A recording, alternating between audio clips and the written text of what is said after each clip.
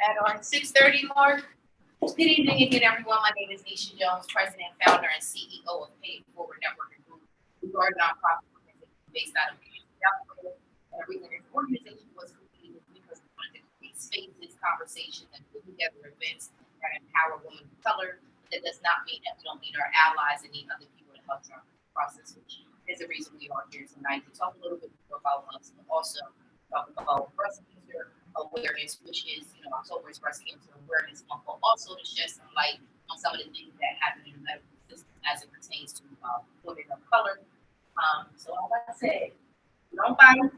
So you ask some questions, we definitely want to engage with you.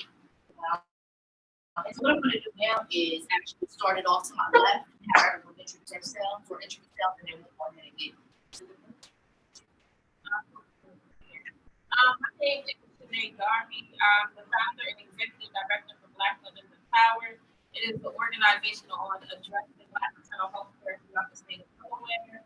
So we have dual care programs for Black women, opened up in the city of Wilmington, and we hope to have a birth center in the city since it has the highest infant mortality rate. My name is Asia Harper. I am on the Leadership Council for Black Girl Health Collective.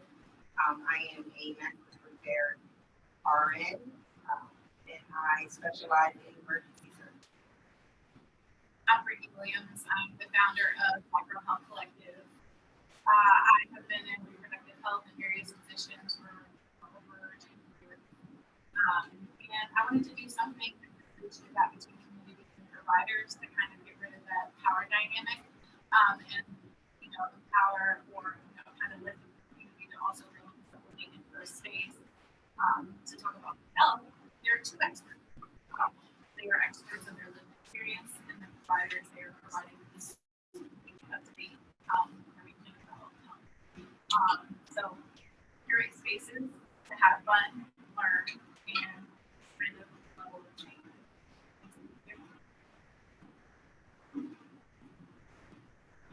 Great, we already got it started. So, my name is Shai Jones again, and I am the chairman of the Pay It Forward Network.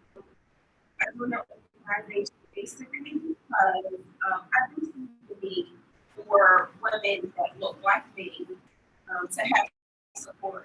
They encourage one another and to be able to network with one another, providing opportunities. So that is why I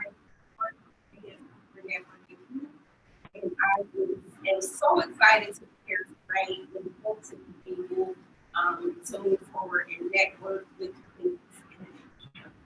Hi, everybody. I'm Kendra Brown. I mean, a number of I'm Kendra Brown. I'm a member of Pay It Forward Network. I joined this group because I see a big need to build or bridge a gap in my community with knowledge and connections. I love the need when you network with the people and you know things to bring for everybody as the very opportunity. I'm also the president of youth. This is an education advocacy group for education. That's why I said we It's all right. I would like to say, we all are part of our collective organizations, but we're still active in other things, right? So we will sure we provide that information on the things that you're involved in, how you can link with us, how you can. So I would like to say special thank you to the start of for allow us to talk to you. We do this is our regular scheduled class. And for those online or at the University of Delaware in the school of nursing here with the next generation of leaders. So we're excited to be program on today. Thank you for your time. So we're going to get right to it. I just want to start off with the overview of Black women's health and kind of like where we're at right now in 2023. What does that have? Loaded question. Yeah, that is that's a loaded question and pretty expensive. So perspective, and thinking about the health and wellness of marginalized communities, it has been a very challenging struggle since the beginning of time. I mean, you can honestly go all the way back to childhood and start there. But the long and short of it is that there has always been, throughout the years and generations, a lack of access to marginalized and underserved communities. So I guess I'll start from where I recently was reflecting on. How many of you have heard of the father of gynecology? Heard of him? Okay. Okay, I don't say I'm like, you're talking about him. Hold on.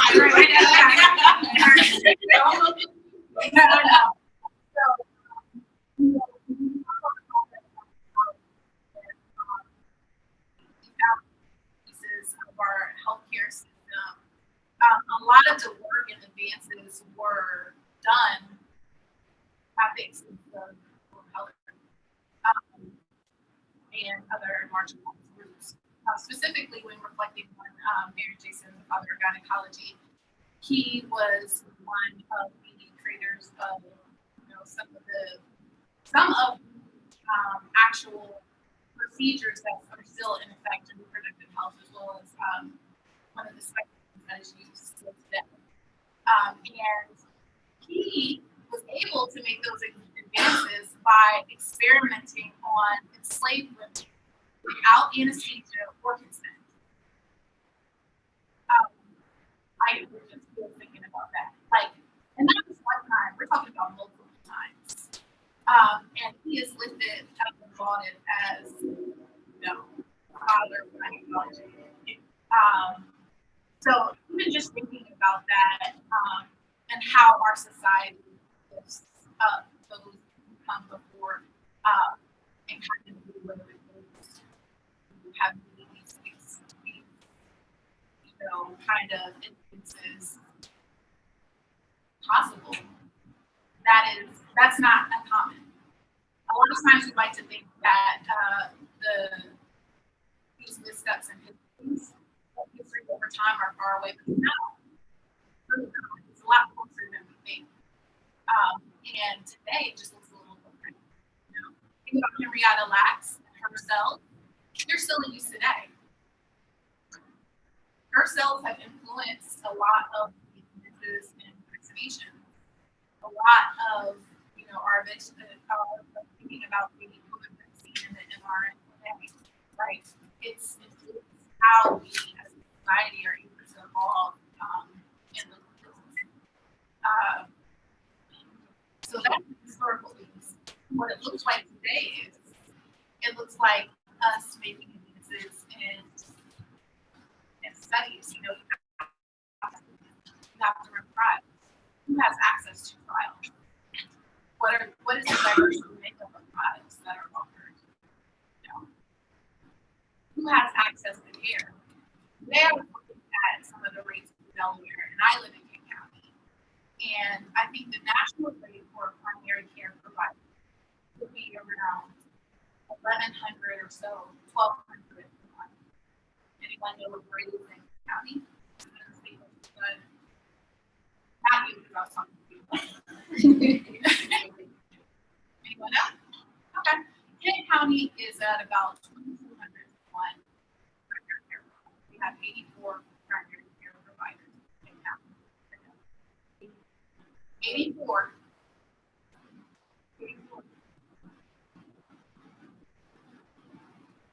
So you're not classified. Delaware's not classified as a rural state. And it's not even classified as a medical desert. But think about those numbers. When I moved back from Connecticut, I used to work for Planned Parenthood in Delaware. I'm sorry, Planned Parenthood in Delaware, and then I worked for Planned Parenthood as a director. And when I came back to Delaware, to my home state, when I was looking for a primary care provider, they told me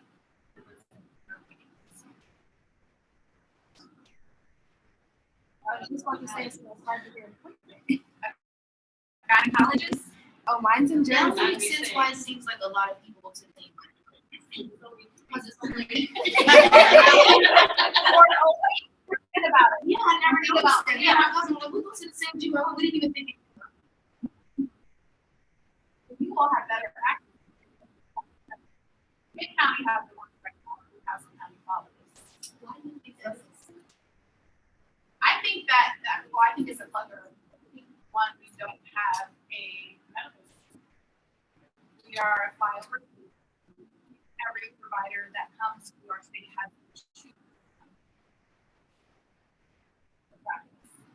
And quite honestly, we don't have a lot of incentives to make people want to come, especially when there's already a shortage on providers. So I would say that's where we are. And that is why people not getting adequate care, people receiving diagnosis, people being diagnosed with chronic illnesses, people going to emergency rooms when they're already way past the point of being able to be taken care of. I see that today when we go around 70 shifts. Also, we are throughout the state and around that there is not access. Yeah, it makes sense. I'm sorry. May I ask a question regarding that? So if there's a parent who is basically a short of life, and therefore we're not getting the should be. So now we're going to factor in communities that are Black and brown communities. So now we're already at a shortage, and now it's very kicks in. So now less. So my question is, how do we do that? How do we do that? I'm looking at you all, first of all, right? A lot of this comes down to policy. A lot of it comes down to, I mean, like, think about it. Their policy and language and all that will never get to the right? And think about some of the laws in the 19, whatever, eugenics was a thing, right? There were laws out there that literally allowed things like that to occur. But we know better, we do better, right? So policy plays a role. Advocacy, learning what it looks like to be a good ally, right? You all are in, a lot of you all just gender studies, and that's more than just showing up. That's interrupting spaces. That's interrupting biases and stigma. Sure, you have a question. Yeah, I'm a little confused about this. How much university versus what? So where's the disconnect between students that are coming out of that school and such?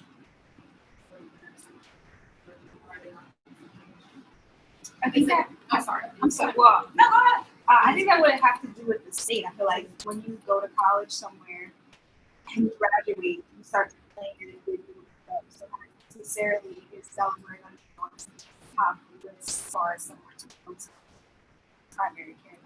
That's where at least I would think that's where the disconnect is. If I'm coming out of school to be a doctor, I would go to Mount Sinai. Excuse me, Mount Sinai is in New York. That's a big doctor. That's a big hospital. You have to go to really good stuff there. I personally want to go up there over just Christian. And that's what, like, it's just a career on that. Like, Right. you know, when you get to finish a degree, there's no support and there's no motivation to come back to your community or to other income communities to help you first. It's always pointless to you. I mean, we're a flower city too. Again, like if you're looking. So say you go to school and you're really, really jazzed about lymphoma. You're gonna go want to match with the organization that is a leader in that field, right? Because that will set the tone for the rest of your career. You don't necessarily want to come and be a lymphoma specialist at a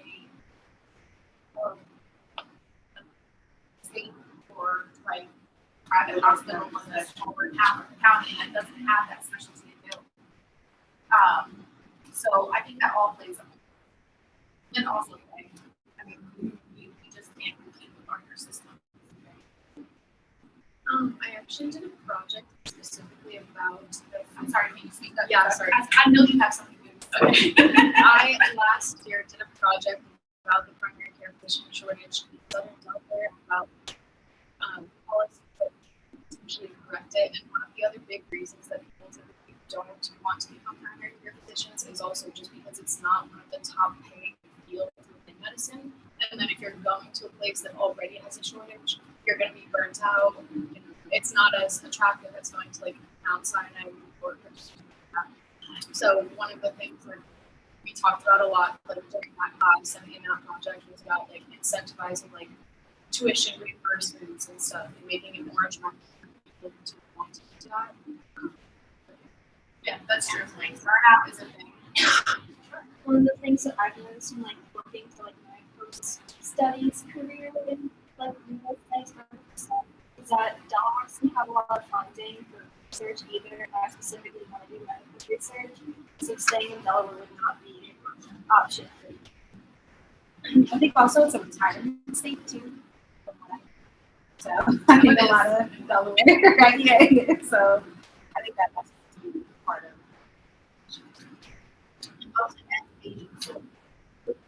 You want to travel in. Does that have to do with why you travel for work? I started traveling for work because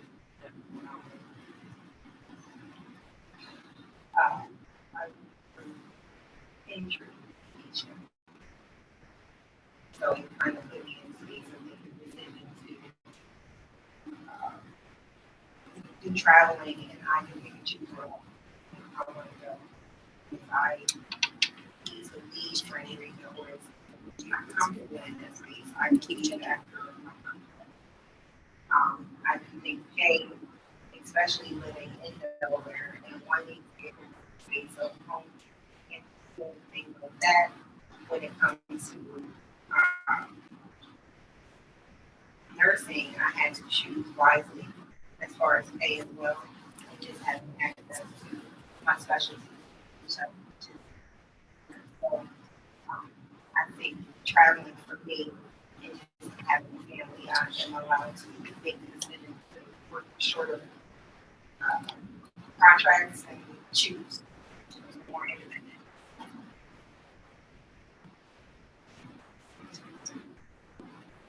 I can clarify that injury I was attacked by my patient. I work for University of Penn. And in the emergency services, I am the person in between the doctor and the care. I am the person that I don't believe that we should be discharged and need more services or care. Usually that person lets the doctor know, maybe we should do this. Listen to this.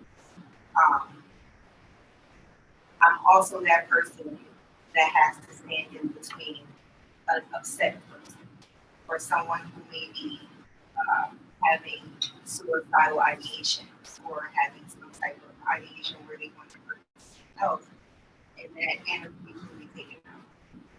And that's what I mean by my patient.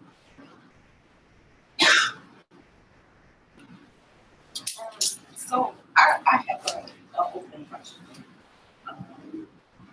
To basically chooses to answer is perfectly fine. But with the technology we have today, such as medical and media technology, what do you think that a lot of the health disparities are contributing? Like that, you're saying, yeah, technology. So is that like how you go on Google, you like, my heart beating fast, like, oh, I'm having a heart attack. No, yeah, I'll let you get into it. If I have that part, it's like I look up on Google and I'm dying. So we'll have that person that, Something's not right here. Hold on. And also speaking speaking to that, and I'll let Adrian tell her perspective on it afterwards. But I just want to lift up that social media has it is a it is a breeding ground of connection, right? Like these are resources that we did not have before. I mean, growing up, I was like on dial-up.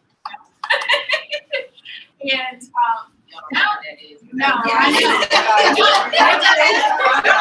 Okay, so to connect to the internet, you had to. It sounded like the fax machine or something. And then you can't use your house phone. You couldn't take a phone and be on the internet. But here we are. We have computers. I know, right? Somebody know. I know.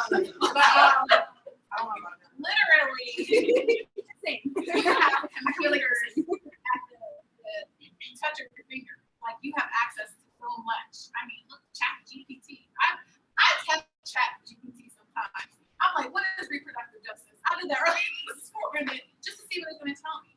But you literally have the world at the touch of your palm with your phone.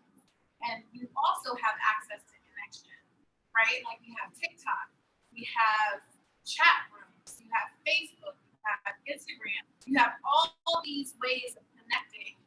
And that also means that you have a lot of shared experiences, right? So you can find other people that say, hey, I recognize that, or hey, I had that symptom, which can be a good and bad thing, right? So how do you sort through all the mess? Because all of a sudden your gardener or your neighbor is, an expert in, I don't know. Cardiology. Yeah. Right? Right? And then you're taking advice from someone. Yeah. I don't know about technology as far as like medical technology. I don't think it contributes to the disparity. I think it might contribute to maybe poor health decisions, right? Or like, because like you might Google something and be like, oh, or how do I, cure COVID and then over here, birds. Yeah, I maybe think doing a house it's because of that information being so accessible, I think people make poor health decisions. I also think is the positive benefit connections with people being able to know that they're not alone. Because when I think about some of the disparities I experienced, technology helped me connect with other women who were experiencing postpartum depression, but I did not see that, or Black women in my space to talk about it. Now disparities, that's something else.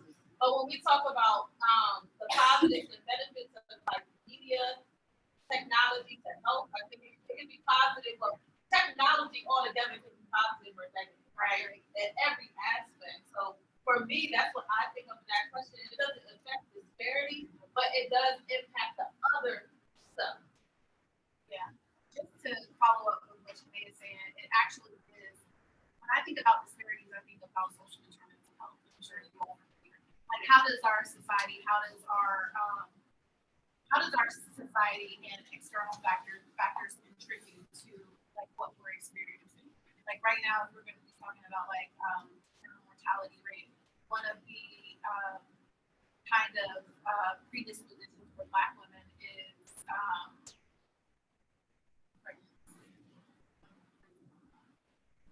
high blood pressure. What is it called? The term? Preeclampsia. Sorry, preeclampsia. I can't remember. One of the prerequisites or one of the risk factors for women, Black women specifically, is preeclampsia during pregnancy. So to mitigate that, they actually recommending that Black women take baby aspirin during pregnancy to prevent types of things. Another factor is just you're Black, you have stress, you have racial anxiety and stress. So when I think about technology, yes, I think it absolutely is a good and bad thing, and it has allowed us to make connections. But when we're talking about disparities, that is on us as a society. Your question for that? Yes. Who's on the Sure.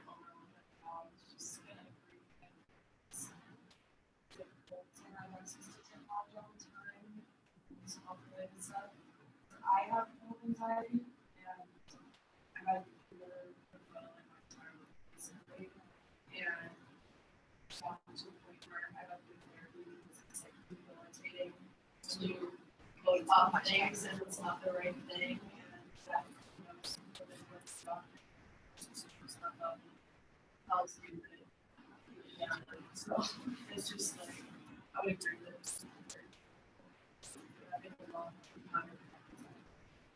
Absolutely. I was gonna say, it's actually increased since COVID, since the involvement in the house. That's what I do. Yeah. I think as emergency services, it's okay to have it as a reference. You know, it's okay to understand that if I have been diagnosed with hypertension or preeclampsia, especially for some women who are pregnant, using the internet to know what a normal heart rate is okay. But knowing if you see your heart rate go to 110, which is very normal, just to go up a step. I don't want someone coming into an emergency or calling to demand an appointment with their gynecologist because they think that they are going to have a miscarriage or have some type of pregnancy complication. You know, it's good to know. It's absolutely good to know what these normals are or what these numbers are. However, I want to know that it is a reference and does not necessarily mean because it happens to you that it's the same thing for the next person. Just to kind of dive in. So, to me personally, like when I go see my PCP or just any of my doctors, I always, this is my preference. I definitely women, Black women, I'm covered with my friends, I'm covered with the 2 years.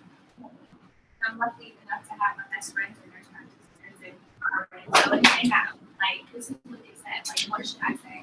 When is it okay to push back? I feel like I have been in certain situations before. The doctor would bypass and I'm like, this is what I'm feeling and this is what I'm like hearing. So, like, when is it okay to kind of All the time. Every time. You feel it in your gut, but I'm like, if you feel it in your gut, if your intuition tells you something's not right, do whatever Here's the we have issues that people do not understand when it comes to the menstrual cycle. It is very hard to explain what my cycle is compared to hers because it is completely different. So if a physician, clinician, provider, nurse practitioner that you are taking your time out to see and you're paying a copay to go see you, absolutely. I'm not going to say go argue and fight, but you need to fight back with yourself. You speak up. You say, listen, I understand what you're saying, but this is what's happening when I am home, when I am going through this, or when the cycle, or whenever anything. Like they don't know they only know what they have read and what they have studied, and you're going from patient to patient. I don't want to take that back from the provider or physician, but you are, and what we're trying to explain is that you are your own expert. You're on your body, you are your own. Or, I'm sorry, I'll be quiet. Okay, so in regard to what you're saying, there's an instance or a situation where I was looking at the procedure, and because my affiliation with the collective, I decided we're going to advocate a little bit more aggressively. So I'm telling you that as working today on the game, what I've learned is that a lot of times it's women of color. We're saying we're in pain. We're in pain, but I thought you had such a high level of pain. Who told you? So I'm saying I'm in pain. Oh, well, okay, we need to do this. This is not the element. Okay. Could you please tell me this in my chart for my pain level at 7? The nurse would be like, oh, yeah, you're educated. You know how it works. I'm at a 7. I need 7 level meds. She's like, I'll be right back. Okay, no problem. You have to be aggressive. I was asking, but I have to advocate for myself because I'm private. Did you feel like her energy changed once you put it out there? Like, I'm somebody that pays attention to my health. And I know what's going on? Absolutely. She went, oh, okay, I see how it's happening. It's so much more yourself. But you're giving me food. So, yeah. So you have to. But you were nice, and I was asking my mom for years. I wasn't so nice about certain things nice or nice about, and certain things were just off limits. Yeah. Right. So being an advocate is like, it's hard, right? But it's something that needs to be done. That's what you feel like if I wasn't there for her, she probably would be here today. Right. So like it's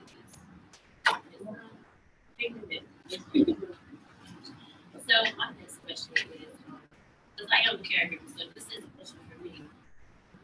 Do you know any organizations that provide mental health services for caregivers? Care. I think it's something that we don't discuss, right? Yeah. Especially in the Black community, we don't discuss too many things that bother you. So when you talk about relationships and helping somebody that may feel like you shouldn't be in that position to help, we don't have anywhere to go to talk about it. See good help is out there. Sorry. All right, so that touches home. That is home. I've been a caregiver multiple times. I would say first time. Okay, so I saw my family caregiving. I think what's my first instance of seeing someone caregive was probably my grandmother, and she was providing care for my aunt, my great aunt, my police. And so she would pick me up. My grandmother would pick me up from school. We would take my great grandmother down to Secret, Delaware to caretake for my great aunt, and that was for school years. My next instance of caregiving was when my grandmother was sick with pancreatic cancer. The great grandmother too, but that was a little different because I was in college and like back and forth. So my family was the caregiver in that moment. So I would say my next instance of caregiving was when my grandmother had pancreatic cancer, and that was incredibly hard, right? Because I think reflecting on it, you will get to an age where what you know will be pulled from under you.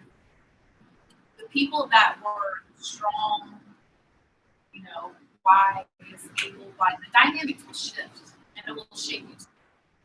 Because you're going to see people that have mentally been strong, that you leave on, kind of almost going into themselves.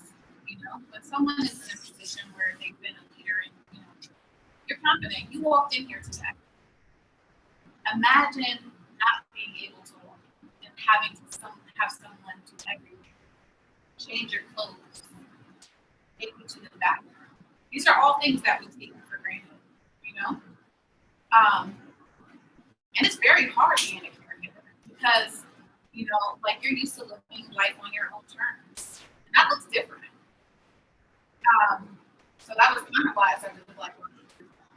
And what I did was one of the first things that we tried to do was create a caregiver, kind of like we're here now, just talking. There's going to be a space for caregivers to talk and share resources and kind of just vent about like the experiences. Unless you're a caregiver, you don't know what it's like to be a caregiver unless you've been in that space. And there are not enough resources in the community. I mean, we're talking about primary care providers. There are not enough resources in the community for caregivers. Like you have to have money to be able to hire a provider. You have to have resources to be able to hire a provider.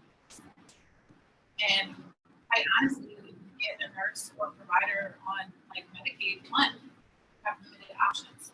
Two, their caseload is astronomical. So it's a societal issue that we have. So that's my thoughts on it. But my my other thought is that we have to just take better care of ourselves because the system is just overburdened. So like, what are we going to do? And a lot of that starts like with the conversations that we're having now, the connections that we're building now. Now, Shanae, I know you started Black Mothers in Power specifically to help bridge the gap for nursing mothers, and then also because Black women experience mortality and higher rates when we live in childhood. So what is that? Like, what does that look like? If I'm a Black woman and I'm pregnant and now I find out that I'm pregnant, what things that I should think about that I didn't think about before, but because I know I'm navigating maybe in a different space. What does that look like? Well, I think it looks like what every other woman thinks about, right? But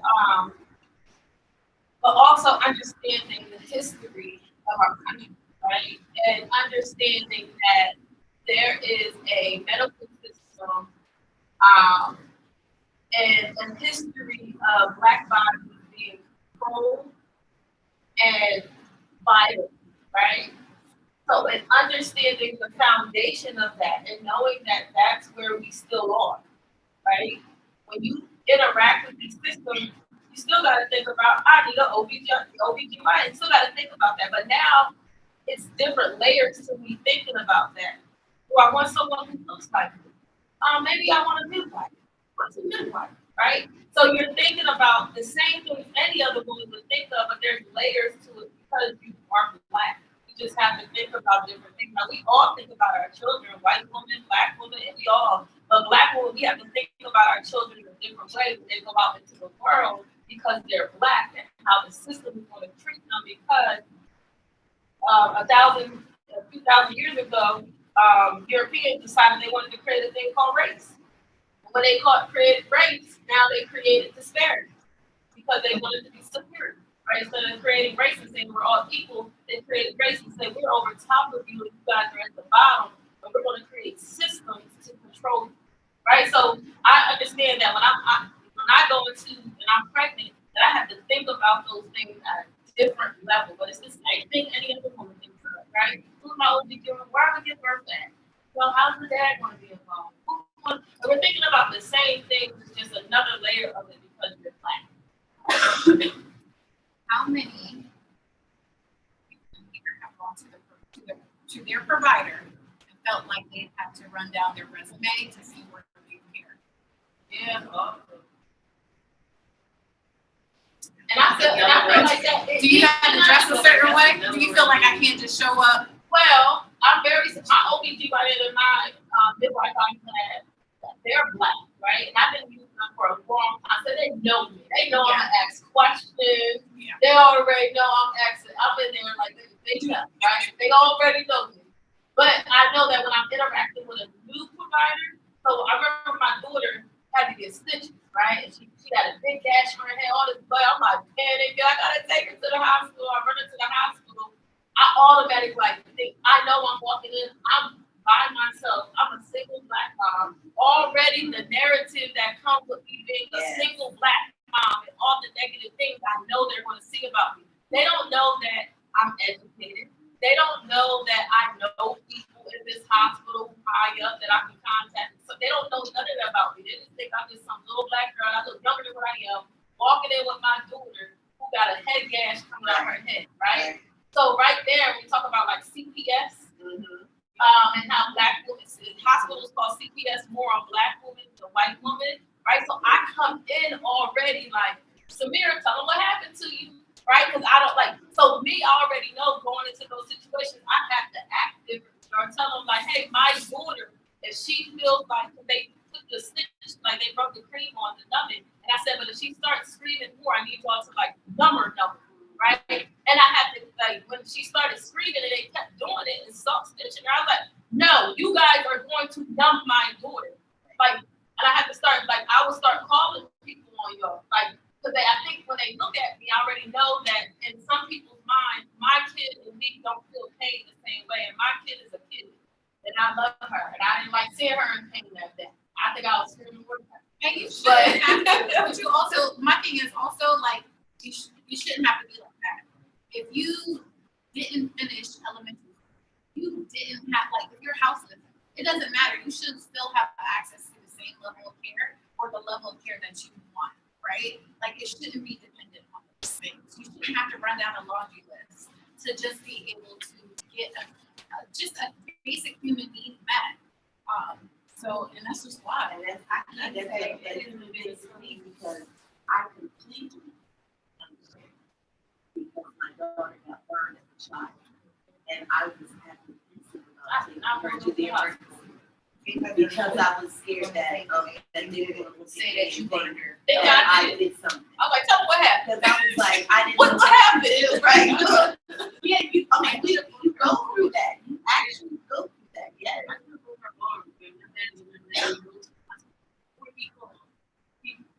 Just to make sure that person will be okay. Yeah. She broke her arm, but they always go. I remember a time when I had appendicitis, my rupture, and the ER nurse sent me home because she said that I was pregnant for 2 weeks. I said I'm not. I just had a baby. That's not happening. I'm not pregnant. So I ended up going back. But I went back with my aunt who was in her.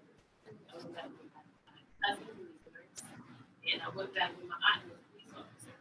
Totally different care. Yeah. I mean, as a, I'm like, I got a couple more stories like that, but it's okay. to be honest, as a nurse, I know doctors like me. I'm one of my father, we have that level. And being pregnant in the hospital that I knew I have my son in, I knew that I should be able to, if I had an emergency, I'm right here. And for the last few weeks, they were measuring my son was 10 pounds. And I just kept saying that is not true. We really had a bunch of premature, maybe 4 or 5 pound babies at the most in my family. And I felt like I was literally under water. I mean, when I say drowning, I felt it, right? And I was being told, Ava, you are so dramatic, or, oh my goodness, here you come again, like making jokes about it. And I'm like, I know how I'm feeling, and this is what I would be for my patient, right?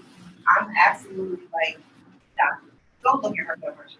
Darn well, she's not well enough to go home. Or go look at the swelling in her feet. You can hear it. If I'm listening with my stethoscope, I can hear water in your lungs, right? We can hear it. So when I finally went into labor, my son was 4 pounds. He was 5 pounds by the time he left, he was 4. But the doctors that literally were laughing at me for the last 3 weeks were standing directly in front of me when I was in labor. And when it looked like 2 buckets of water after he came out was pushed out. Like when I say it looked like 2 buckets of water on them, they were dripping, and he was on the back of the wall. And they were dripping and looking at me like in complete shock. And that literally was the water that I had been telling them that I was under, which means they were just saying, this is 10 pounds. They really weren't doing the ultrasound that would have showed them that it was flu. There's medication that I should have been taking to get that fluid off. There's things that I would have been doing when my blood pressure was skyrocketing. I would have issues with blood pressure. So these are things that as a healthcare provider that I was still going through. And for weeks I had to get my son treated because he was drowning for weeks. And it's just things that you see even as a provider. And that's what we're just trying to bend that gap between the conversation, wanting people of any color to just be comfortable with speaking up for yourself, but this is definitely something that I've seen firsthand as a provider and the patient. I was gonna say, so right now I have about 8 providers that I supervise. But one of them recently said something to me that's really stuck with me, and I think it kind of shifted the even with the language that we use, providers practice. It is not an exact science. They practice medicine. So realize that whenever you're faced with a provider, and absolutely push back for that second opinion. You know, what language, you know, we need to start talking about like what language do we have to use. So push back and ask for what would be your differential language, right? Like, or what does this look like? What is the next step if I want to take it a step further? Like, what other options are available to me? What's a second opinion? What would that look like? Because it could, for us, it could mean life or death. It could mean life or death for a loved one.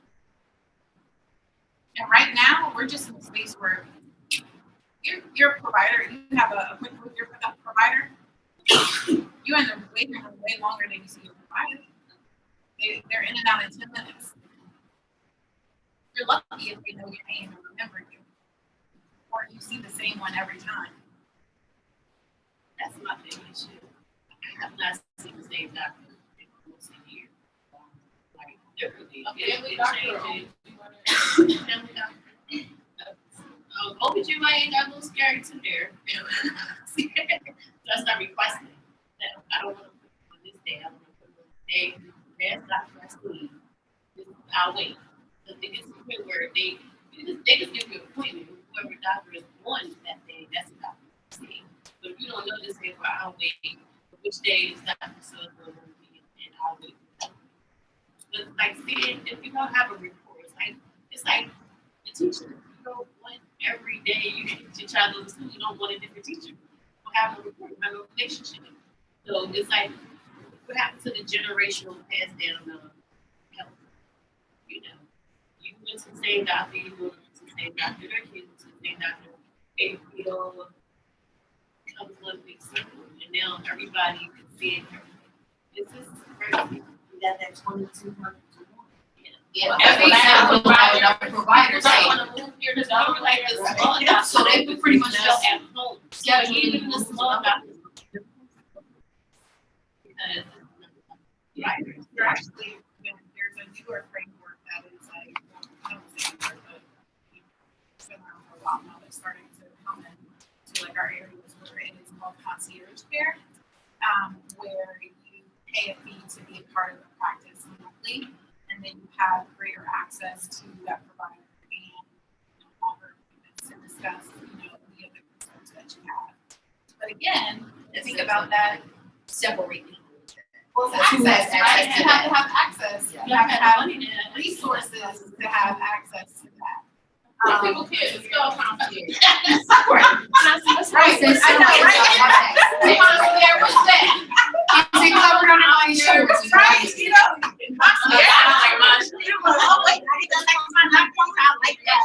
Right? That sounds like luxury. Right, no, it's not, right? You pay concierge for groceries. You pay concierge. You do. Okay, everything. You like that? And then the access that is starting to come around that seems to be, It's taken off because, you have more access, but at the same time, is that how we want to, do we want to monetize basic human? Like, you know what I mean? See, but that's where we are now. Yes. Well,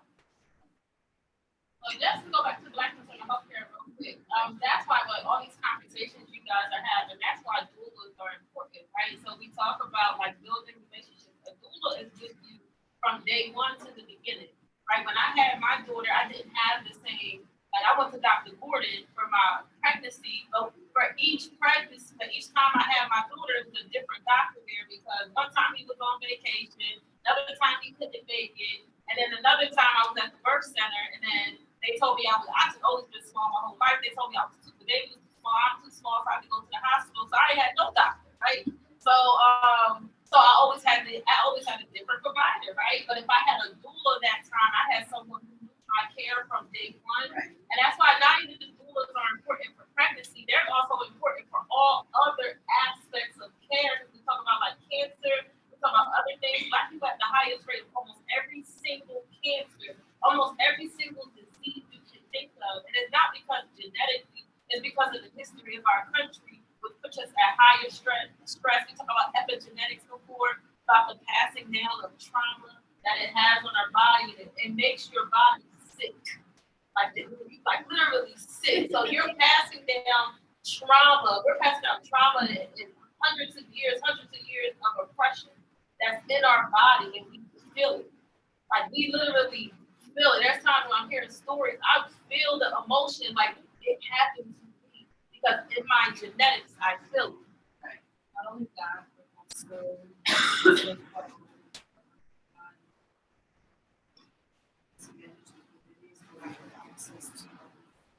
Yep, that's it. Yep. There's so many.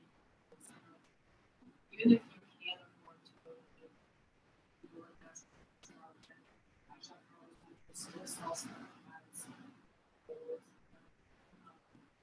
pesticides and stuff like that. Stable, especially stable. And who made the laws that said that they could do that? I live in a city, and on the corner of my house is a Chinese store. Across the street is a mall, and right now it is a. I'm born and raised in the city. I own my house there.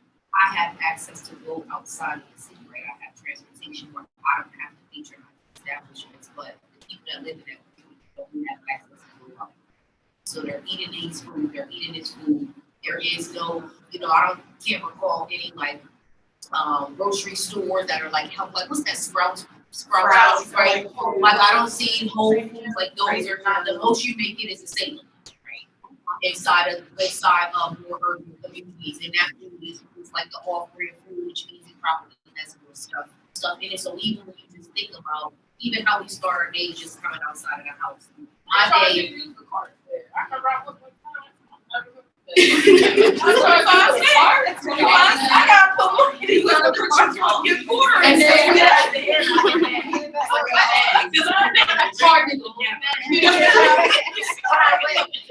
What I would also say is that just not even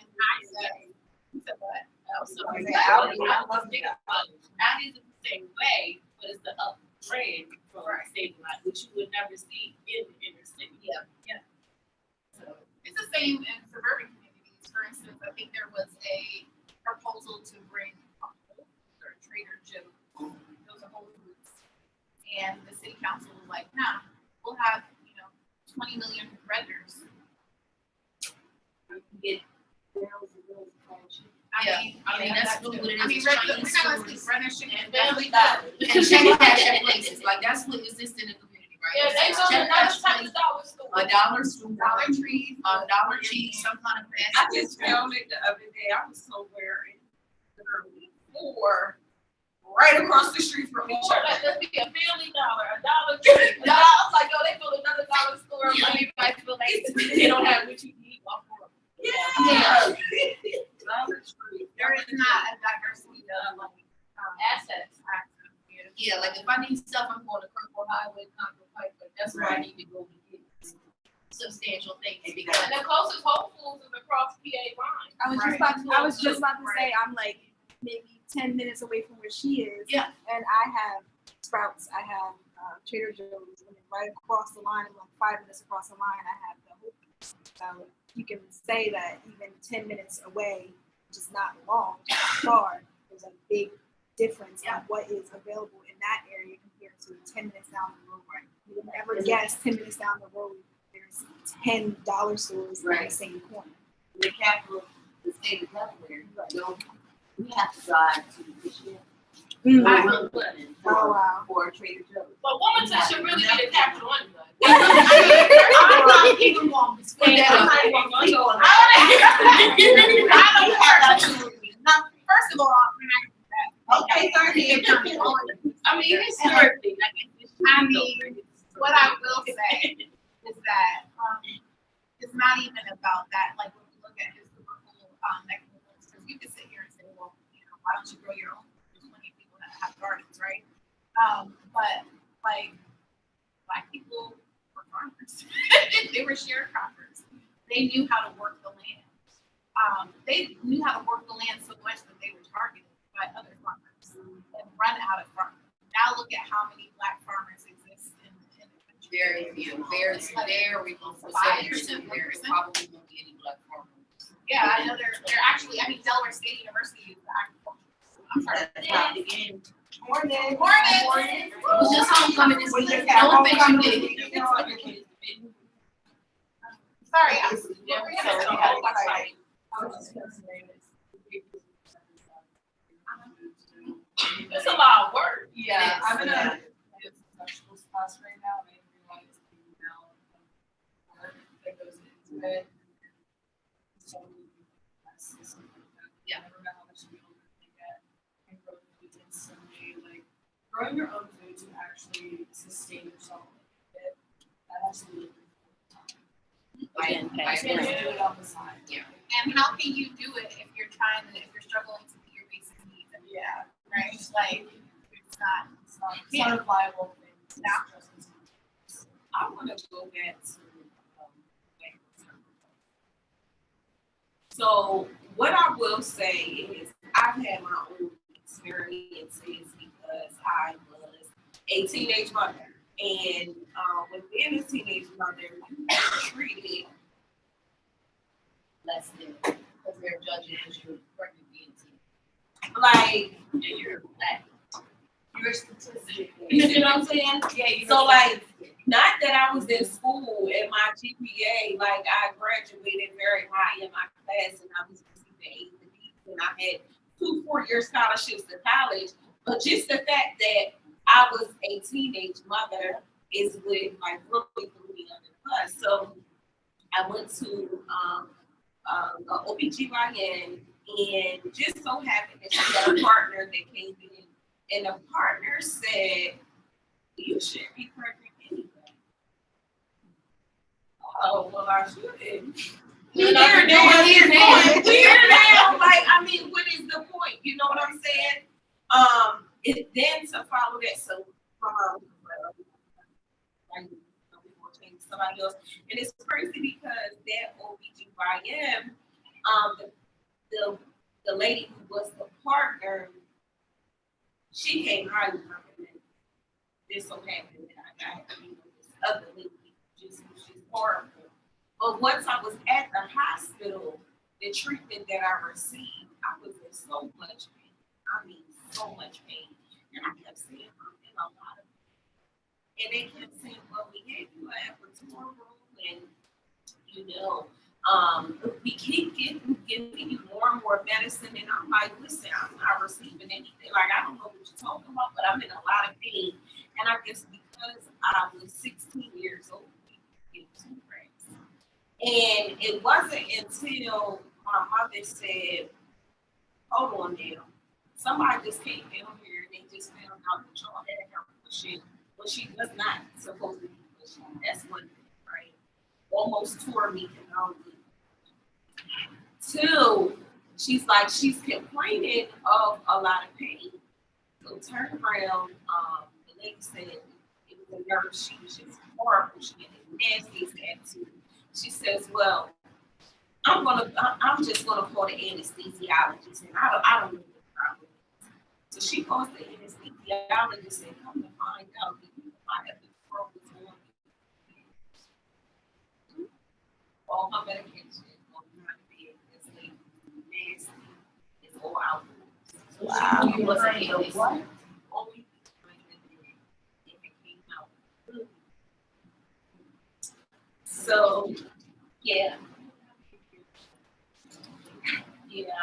I don't know. My mom was living.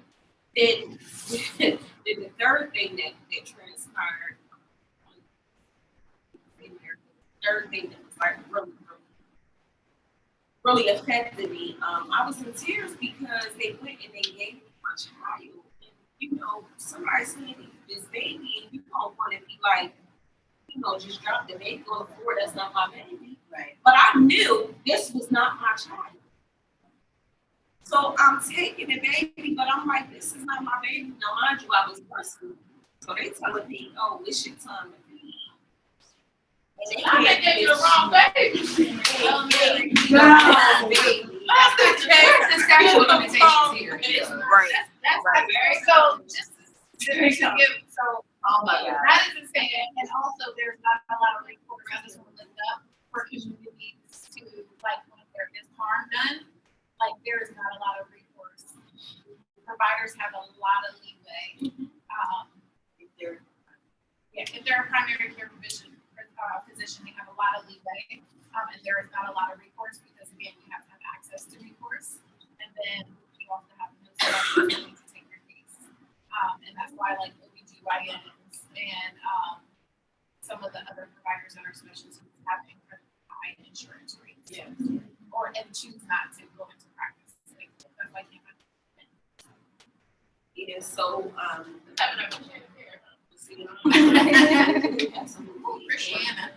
And I cried so hard, and I told her, I was like, this is not. And she said, well, I was going to check the man anyway. But I mean, you gave me the baby first before you get to that's what you gave. Imagine the other mother who baby that actually was. But imagine where was my baby at? That's right.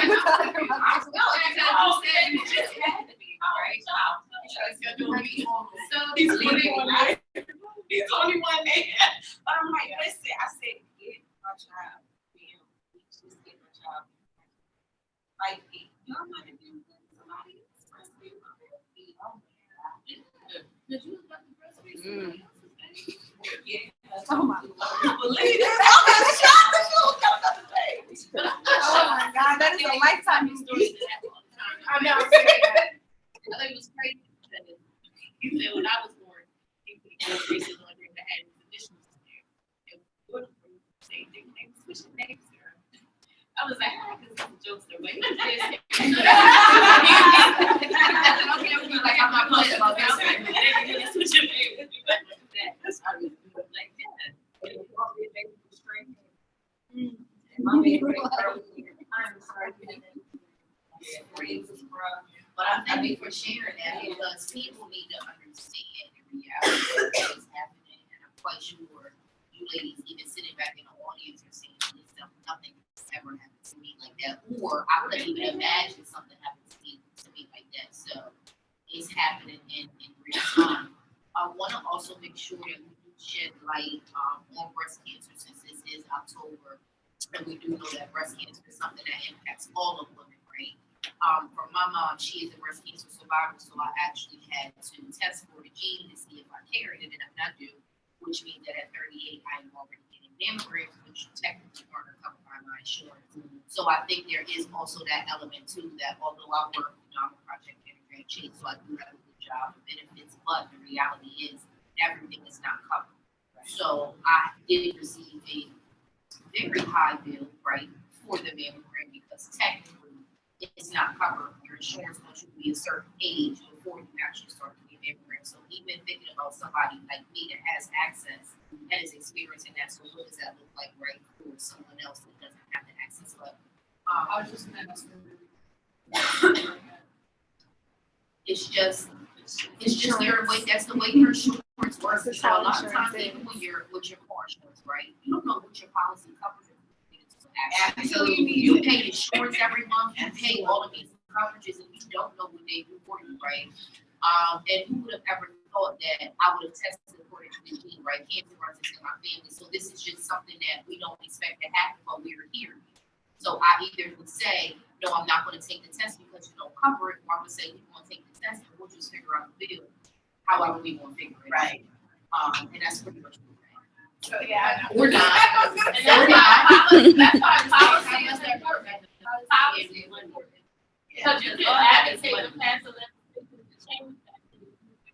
At different ages, when we're talking about, like, disparities that exist, because it's not talked about, not thought about. It should just be any age. If you need a mammogram, you need a mammogram. It should be covered. It should. I shouldn't. Cancer doesn't have an age, right? Cancer is in real time. You know, growing up, my brother, Cavalon, he was going to school and they thought he had stomach issues, right? So he was being treated for his stomach, and my dad was married to his mother, and they lived in New Jersey, so he wasn't able to get treatment in New Jersey, and they sent him over to the Philadelphia hospital.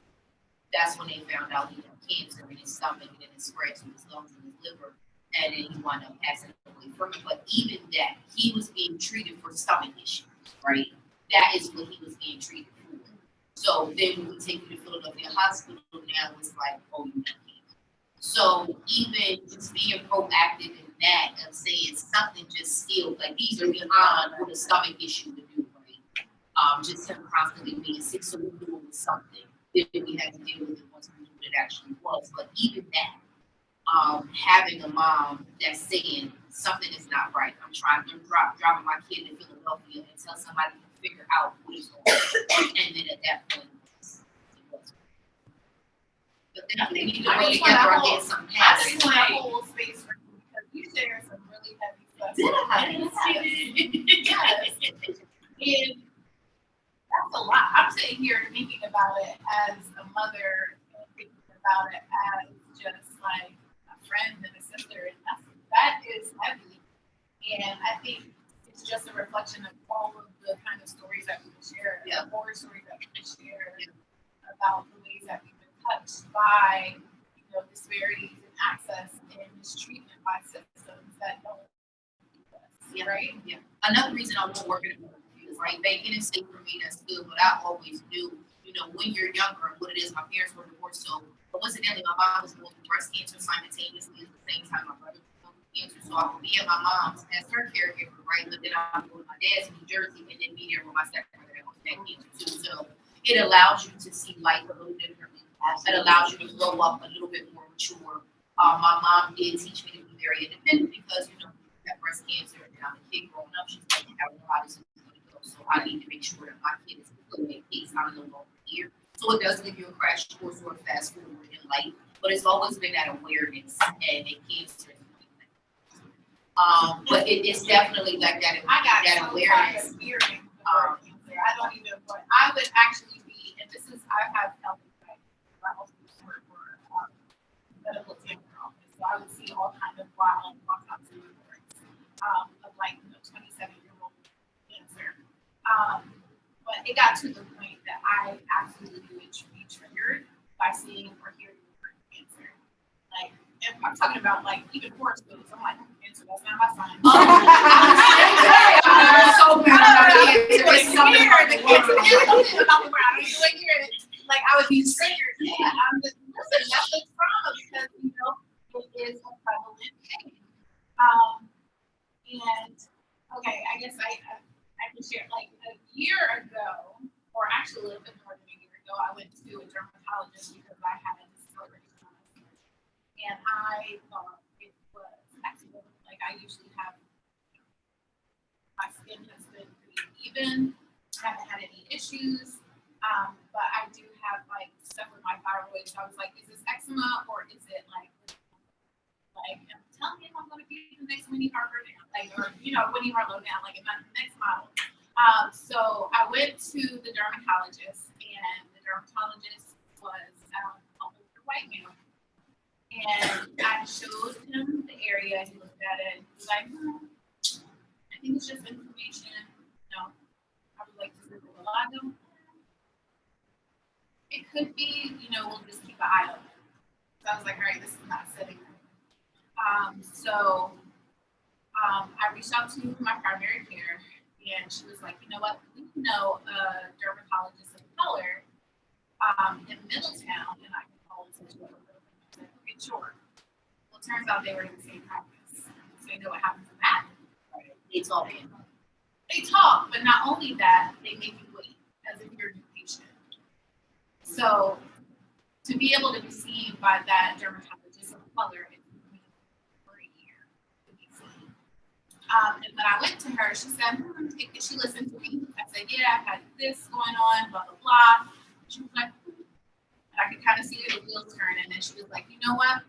Well, since you're here, we're just going to do a biopsy just to check and see, it doesn't cost her anything to do it, So I go ahead, she does the biopsy, and I get a call a month later. I'm on the way to AID taking my son for a hearing test.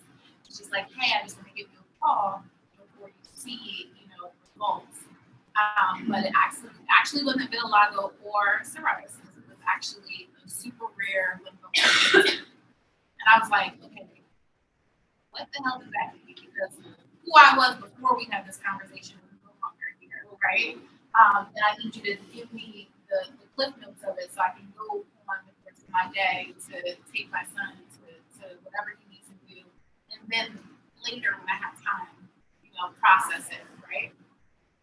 So she gives me the, or Google it, right? Or Google it. Or reach out to one of the providers that I work with, because luckily I do have access to that. But I'm not everybody. Everybody doesn't have that access. So she gives me the clip notes. She's like, it's just a kind of illness. Like, it'll just be something that deal with. Like almost like somebody would have this or something like that. Cool, I can deal with that. It's just gonna be a thing. It just happens to look like I have vitiligo or like splotchy skin, but nothing else. And luckily I have like a super manageable kind of lymphoma. So the treatment for it, for symptoms, is UV ray treatment, right? And I go to the provider in Wilmington because the only place that has it in Delaware within ER. And they tell me, yep, we can do it. You'll have to come 3 times a week. That's great. 3 times a week, 45 minutes, and it'll be $40 each time for your copay. How much is that? I know. That's right. That's like $5. So yeah. So that's like $500. We'll say $500 a month. You live where? In Dover. Yeah. So gas right now. Gas and tolls. If you gotta take off work, I gotta take off work. That's 3 times a week for 4 months, right? So we're not talking about a month. I got kids. So let's factor in all of those things. So luckily I have whatever I have, like what I have, I could be like, you know what, I'm just gonna wait until we do our flex, benefits again, and I'll do my flex spending. But even still, that's like Flex spending. not everybody has flex spending or the time to be able to say, I can like, this isn't an urgent. That's what I said. I was that guy who had a good job. Right. Right. But talking about like breast cancer, why do you think? I'm just asking y'all, why do y'all think Black women have higher rates, or Black people in general have higher rates of breast cancer? What do you think would be some social economic factors or things? Yep, we talked about that. The foods that poor people and Black and brown people are exposed to at higher rates than other groups of people. We talk about redlining, right? That was on purpose. So when they redline the community, they also knew that they could put bus stations there, right? So then the smoke from the bus station, they knew that companies who gave bad products could be in inner cities where people live, right? Or you're living right down the street from where they're making a toxic chemical, and you're breathing that in every day, right? So they created these communities to have certain groups of people be exposed to things at higher rates, right? The water, the air. And I also think what plays a big part too for Black women specifically, I think it's the hair products that we use. that's coming out now, right? Yeah, like the hair products. Like perms are the thing, but perms were introduced for Black women to make white people feel comfortable in the workplace. So they started perming their hair. So when we perm our hair, it's straight. Most of us got some type of curl kink or curling kink. Some of them, whatever it may be. We got a range of hair, right? We got a range of different types of hair. I got 3 daughters, 3 different colors, 3 different hair textures, right? But in that, you'll see that Black women, that because of the hair products that we have been using historically, that it has caused us tumors and higher rates of cancer. But it's like a movement going on now where a lot of us aren't really using perms anymore. Like, baby powder. You love some baby powder. Listen, you walk out the house, you look over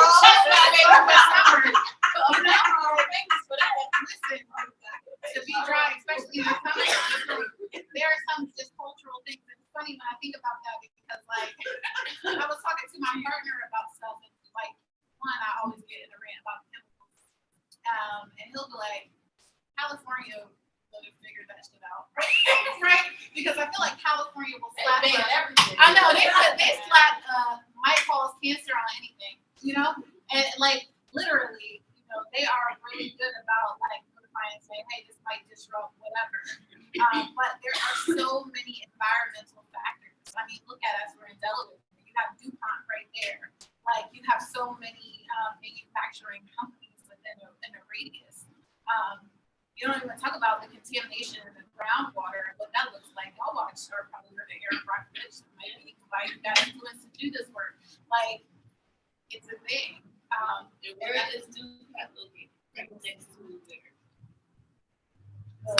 The water sources or water. Oh, well, yeah. And their water levels are. Yeah, what about there? Especially in Southbridge, Southbridge and the city of Wilmington has some of the highest rates of cancer in the state of Delaware. Because they were exposed to high rates in their water and their air of toxic chemicals, right? So that community is fighting. They're like doing a whole bunch of environmental justice work there in Southbridge because of the exposure. So then imagine how that has an impact on my generation, right? So now it impacts like the kids you have and the kids you have. So then you talk about like the behavior of some of these kids in the street, right? And then when they go into school, they just treat them like criminals. But they're young boys, right? Like so like it's like this cycle that never ends. I know that Flint. Yeah, I know that we're getting close to the end, but I kind of wanted to open it up to this question. How can we encourage young women to take their health more serious? So just from anybody in the audience, from any of our viewers, anybody, how do you guys feel that we can, you know, encourage our young women to take their health more serious? I'm gonna go first because I have 3 boys. I am a girl mom, okay? Wow. And I think about it's the conversations your mom has with you.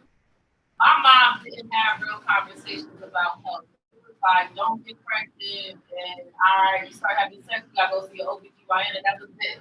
Like, it was no real conversation about, like, why I have a period. You know, sex feels good too. It's not a terrible thing either, right?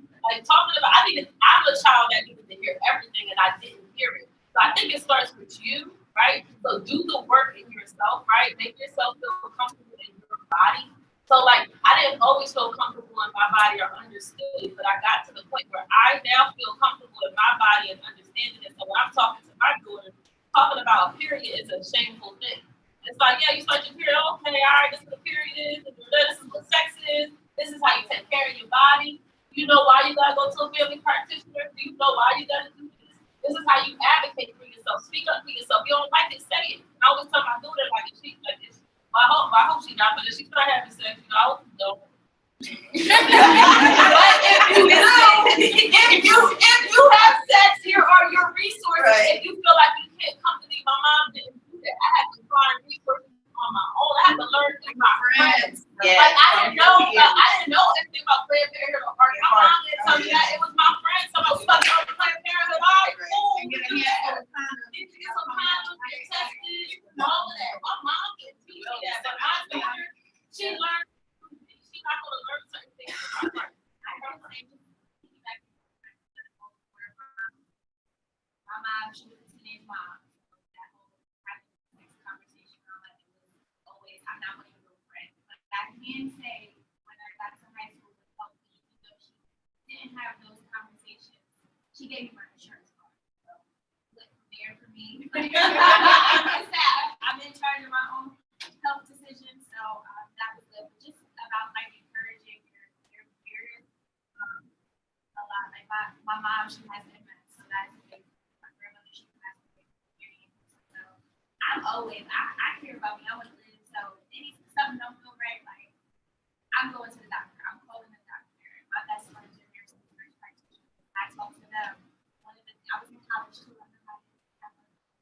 Be in college, so I was always at the health clinic. I'm like, Shay, I caught my finger. What does this mean? I feel like this is really support. Like if you have those resources, and just talk to your friends too. Like if I'm scheduling up, I'm like, okay, talk to my friends. I gotta schedule my physical.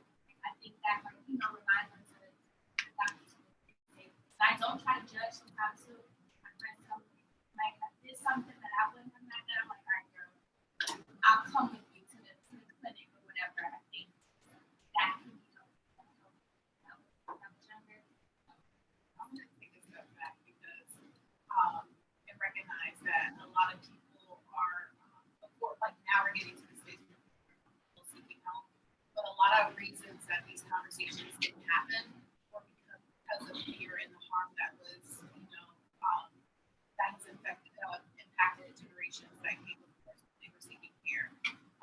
So a lot of times there's a lot of stigma in our communities, and a lot of fear that influences how we show up for like our loved ones. So there may be aversion to coming in to seek care. There may be aversion to talk about, being a sexual being, what that looks like, in care. So when you all are dispersed in society into these spaces, remember that we have patients of color. These are just some of the things that they're carrying with them as they're entering spaces. And also, yes, like a lot of conversations didn't happen. We have had people come in all the time and be like, I don't even know what a clitoris is. I don't know. Do I have one? Right? Like these are just general conversations that people just aren't having. I was gonna say I have the somewhat opposite effect of you two ladies. My mother, I can't even call on the phone where she'd be like, head to the doctor immediately. What is wrong with you? You're not breathing. So growing up, I always knew like going to the doctor, the importance of going to the doctor and seeing the doctor based off of my mother. So I say at the same now with my peers or anyone around me, I'm that same effect that she has. I will be like, my best friend be like, oh, my stomach's been bothering me. I'm like, well, it's been 2 weeks you've been saying your stomach bothering you. You need to see something about it. She finally will see something about it. It can help me much. I think there can be 2 aspects to it as well. I think, even having a teenager, I think our behavior is a key factor. Like, you see your parents, your mom, even like when you talk about sex, now, like Beyond birds and bees. we're totally beyond birds and bees. Like, just being real with them, having real conversations about maybe some things we did in the past that maybe weren't so healthy. That, you know what I mean? We don't want to discuss our past, but I think discussing it helps them be a better person. So it's like that, I just don't want to not say anything because I don't want to be some type of way, or I'm going to say something to help her be a better person. Exactly. As a mother, what I try to do, what I attempt to do, is break that. Like, because my mother didn't talk to me. She was part of that silence. So she didn't speak to me on certain matters. I saw her go to the doctor, but there's certain spaces that she didn't share. Now, I may overshare with my daughter simply because I just who's your daughter? Brittany's my daughter. I just say overshare with Brittany because I'll say, hey girl, this is what's going on with me. She's like, okay girl, I wait for that. But I'm doing that so that there's an openness so that she feels comfortable enough to do what she needs to do. Because you're going to be doctor for everything. So everything. I'm right though. So listen, can I speak really quick, because I do have to, we also need to find our own care as well. Meaning, if you are being diagnosed with something, or if you have been placed on medication because you have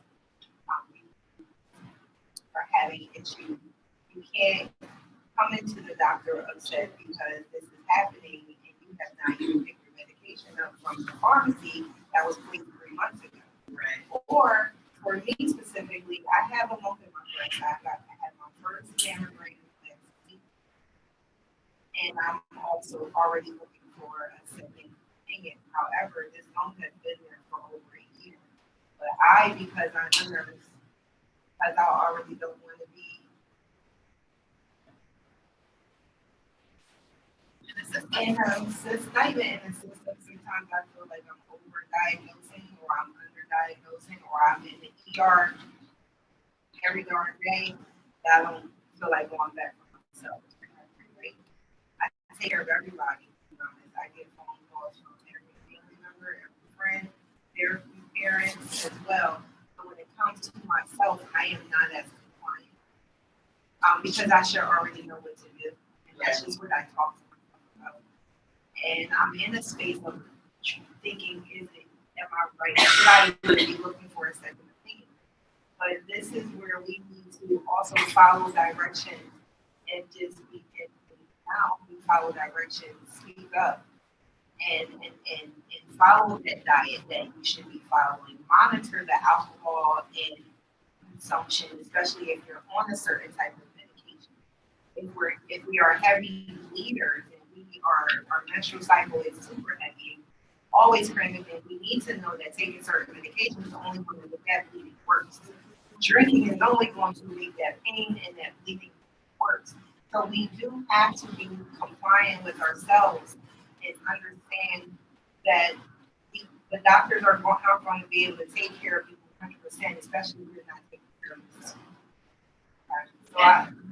No, I was gonna say, and also speak up, like, because a lot of times, because of the power dynamics with providers, say you're prescribed a medication and like an unintended effect that you don't like, instead of just not saying, I'm just not gonna take it, like you need to be able to feel comfortable to have that conversation with your provider, and be like, this isn't working for me, like what other options are there? And a lot of people, and that takes time, right? It takes time to be able to go to the doctor to have, and that takes a doctor that's willing to do. So all of it is work. But we all deserve to be here, you know. Any questions from the audience?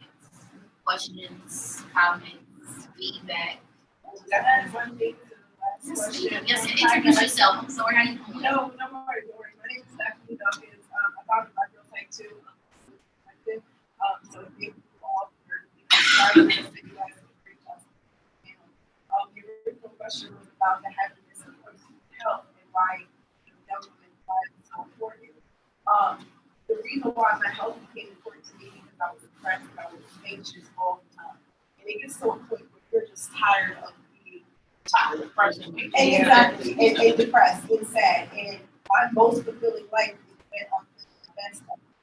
You know, and those conversations and those from violence we have are so important. We come to find out, okay, I can't focus. Well, go to a doctor, I'm ADHD. Well, damn, I found this out at 30 something. Okay, so I look back like, you know, had I been willing to listen to what doctor as they should say, be compliant, had I been willing to been open to that, you could probably make myself a world of trouble with learning, but you know, keep it moving, learning. But also nurturing yourself, being that caretaker to yourself, right? Being able to be in that space where you say, you know, I'm going to take care of me as a young adult. My parents are going to do what they can, right? But really caring for yourself is so important. And again, where your health is, whether it's you're tired because you're hungry. You know, it's just those little things. I never eat you. Who knows this stuff unless you're really going to those healthcare professionals. And as Brittany has said it, and when I first met her, something that she says a lot, is that for the doctor, you are in two experts. And that like really changed. Exactly. So when she says it's such an empowering statement, so why should young women take health seriously? Like your health, start health, but you're going to be your happiest self. Just want to share that. Thank you. Any final comments or anything that our guests would like to add as we're wrapping up? Well, Black Girl Health Con is November 4th. Yes. It is at the Chase Center. I can't believe we are having such a huge space. It is going to be an amazing space for conversation. For people to be comfortable. It's going to be music available. It's going to be vendors. It's just going to be a lot. So if you do have that opportunity, it's definitely something to look into and to come and to get more information. And it's something that definitely will help you, especially in school, especially moving forward and just understanding which direction you're going in the field. And to help you start building your professional And never too early to start. This is the time to start. Yes, network now. Network now. College is a great experience with the network by 4, right? You're going to get your education. That's what you remember everything that you go to, but you remember your relationships. And this homecoming, you remember people, right? So we just celebrated homecoming out Dale State, and the reality is it's the people that you remember. We go back every year to right? We go to homecoming between see more people. So it's never too soon to start being an advocate, to start building your professional portfolio and stuff up there, especially for future documents and nurses. And policy makers, okay? Yeah. So remember I that. need you guys to make some changes. And I also would say, like, I guess my last anecdote is that, like, as much as this, that I feel like, well, I feel like I'm walking something, because there's not a lot of spaces for us to talk about your experiences and like that. So I'm just really grateful. Thank you. Thank you. Thank you. And believe it or not, we have a lot of shared experiences, Black, white, Asian. We're women. That's right. So we have a lot more similarities than differences. I think it should just be good to recognize what those similarities are and meet that versus, focusing on things. So, Speaking of which, I want y'all to walk away with some resources. If you go to Harvard, they have a bias test. Have you all heard of it? There's an implicit bias test, and what you can do is take as many times as you want. There's no way you can fool the system. It just gives you a kind of insight to any possible implicit biases that you may have. And it's a plethora of it. It's not just black and white. It's religion. It is sexuality. It's anything. And you can't do the work unless you know, right? So this will help you with that. So there are resources out there, especially when you're starting to think about how you can be a good ally. Because a lot of that is interrupting systems. That's what I add on. So I love that you said that we're all women and we have a lot of similarities, but I also see in that, right? And I think about doing this work, I realize we're similar, but also realize that there's beauty in differences, and that cultural differences and that disparities are real, right? Because sometimes we get in spaces with women, specifically working with other white women in an RJ space, and they try to white face all of us into the same experience, which erases mine. Like, yeah, we're women, we're the same, but I also have some very unique things about me because of my identity, and I need that to be recognized by the woman that I'm sitting with in that group for me to even work with them, right? So I think that's important for me to say that, but then to add that layer into being a good ally is realizing that yes, we are similar, but there's other women in here with different experiences, and we need to highlight that, and we need to make sure that their voices are heard. And that's sometimes the people who are in the room with the privilege or with more or whatever, you have to step back sometimes for other women to be able to get what they need in that space and understand that focus on the most vulnerable helps everybody, right? You're not losing out on that by doing that. And that's how you do that.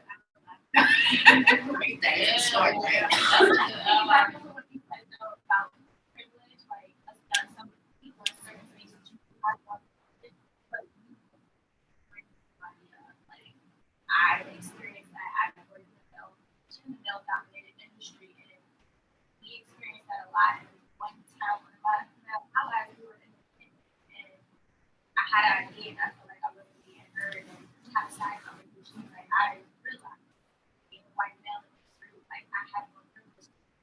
I'm gonna highlight that. So I think you can't be in spaces where you use your privilege, and that's where real allyship comes in. Yeah, part of being the ally is being able to interrupt and power sharing, right? So, like, when you're in a space where you recognize something that's not to your inclusion present, like, ask questions. Is everybody that's going to be impacted by this decision at the table making this decision? You know, is there anyone's opinion that, like, needs to be in the space to be heard? So when you're in positions of power, making decisions, realize who those decisions impact, and make sure that we have space on the table. And even not directly being in a position of power, but your everyday decisions too. Because sometimes we think we need to be, I'm a supervisor. Like, like, you have to be in those big positions. No, it can just be in your everyday walk of life, of you being very intentional and how you're maneuvering nurturing and making sure that other identities or other people are feeling included in the work and any work that's been doing. You might go to your job, wherever you guys might work, and see something that is a disparity or something unjust, and you should use your voice to say something, do something in that regard. So you don't have to be a big time. I'm empowered. It's just in your everyday life. That's where it matters the most, anyway, in those everyday little interactions. And also, regarding health and disparity, educate yourself in the history. There's literature out there, there's books out there that will explain it may be a fiction work, however, it's based on real historical factors. One, for instance, that was very important was in my hand. I read that and I was very rarely do I find the work that was tears. And that did, because I couldn't actually put places happen. And it was the result of young girls being utilized for healthcare experimentation.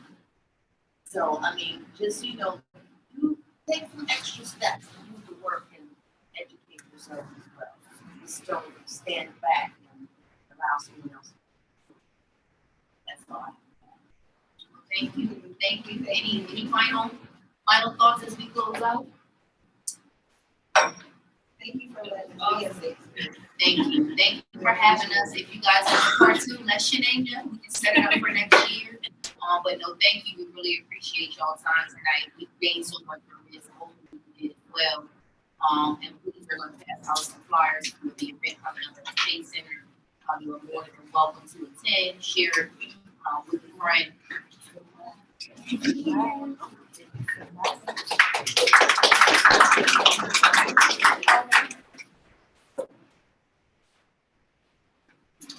Thank you.